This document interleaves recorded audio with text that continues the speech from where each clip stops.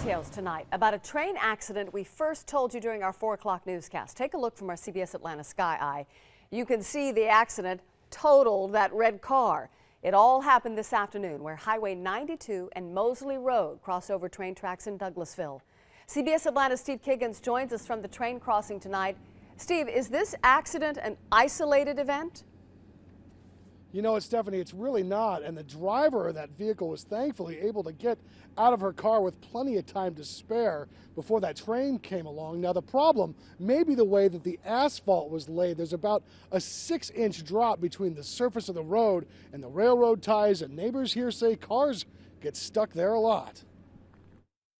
It was just like a boom, yeah, screeching, and then when it went down the tracks with it, it was awful. Beverly Woods and her husband Robert had a front row seat to this wreck of an afternoon. She's an elderly lady, she, ain't judging her distance right.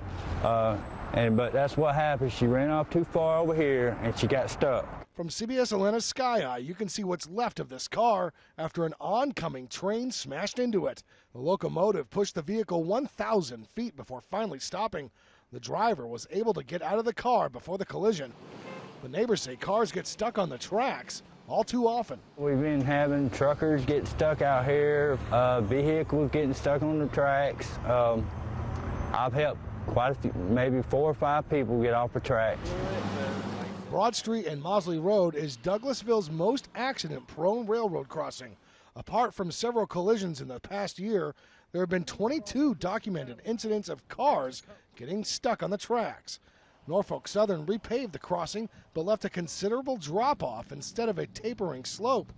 GDOT restriped the road, but Woods doesn't think that's enough to keep drivers on the road. No matter how much work they do, I think it's just people not aware of how far to turn. Beverly would rather see the crossing shut down before someone gets seriously hurt. I think they should close it up. If I was to see somebody get killed, I'd probably die myself.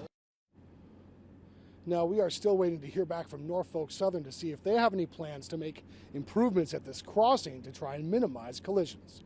We are live in Douglasville. Steve Kiggins, CBS Atlanta News.